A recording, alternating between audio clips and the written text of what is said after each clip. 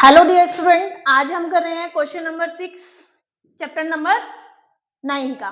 देखते हैं ये क्वेश्चन क्या कहता है। A 1.5 metre tall boy is standing at the some distance from the 30 metre tall building.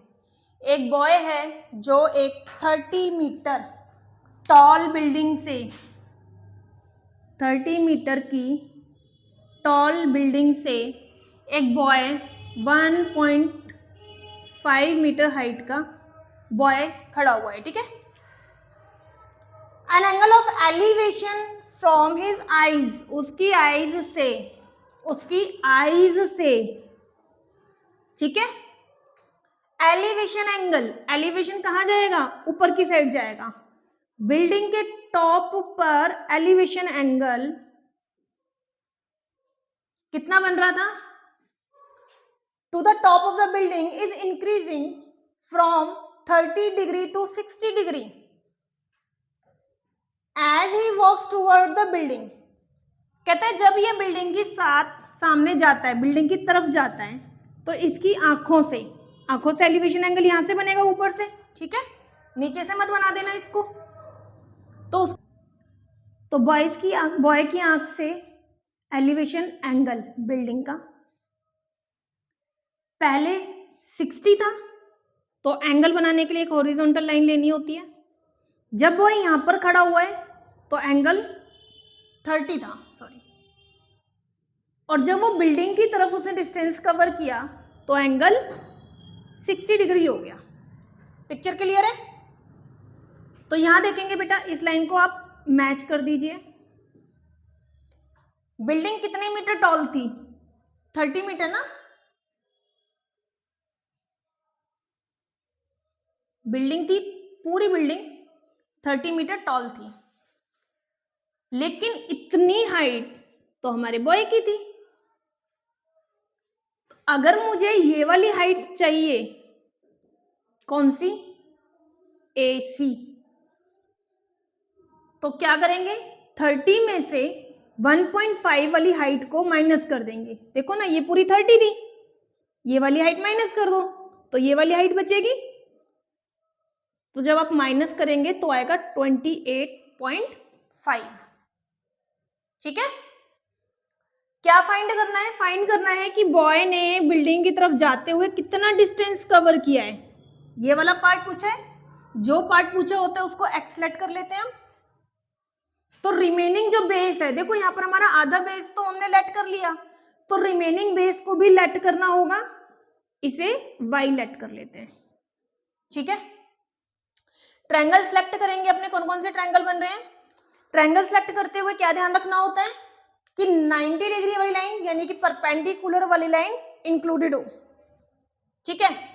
सबसे पहले छोटा ट्रायंगल लेते हैं। देखो ये छोटा ट्रायंगल बन रहा है, ये ट्रायंगल बड़ा बन रहा है, तो सबसे पहले छोटा ट्रायंगल ले लिया करो, सॉल्यूशन इजी हो जाता है। तो यहां पर मुझे कोई नाम लेट करना पड़ेगा। यहां पर लेट कर देते हैं ABCD, और इस वाले पॉइंट को दे दिया मैंने E। ठीक है। ट्रायंगल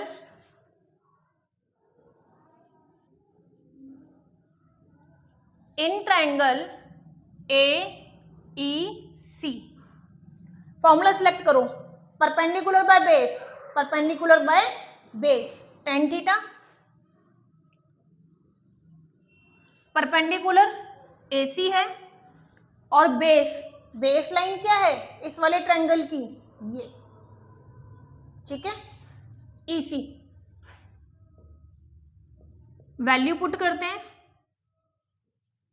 थीटा 60 गिवन है, AC 28.5 था, और EC Y tan 60 की वैल्यू √3 होती है। इसके नीचे कुछ नहीं है, 1 लेट कर लो, क्रॉस मल्टीप्लाई हो जाएगा।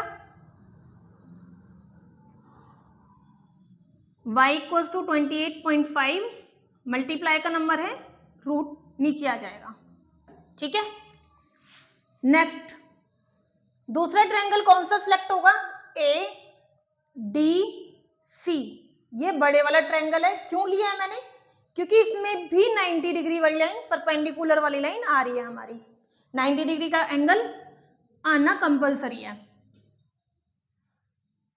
इन ट्रायंगल ADC फॉर्मूला देखो कौन सा सिलेक्ट होगा, tan का ही होगा, यहाँ भी परपेंडिकुलर और बेस है हमारा, तो tan theta equals to perpendicular line AC है,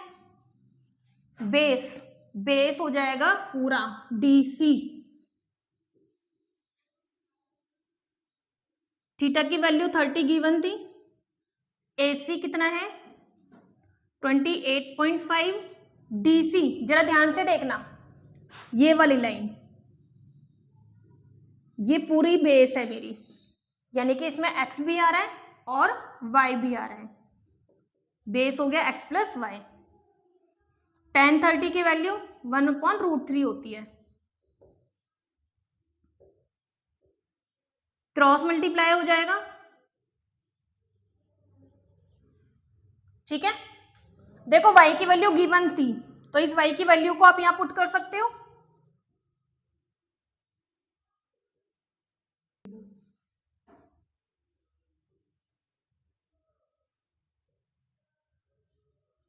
(28.5√3) ये प्लस का नंबर है, उधर जाके माइनस हो जाएगा,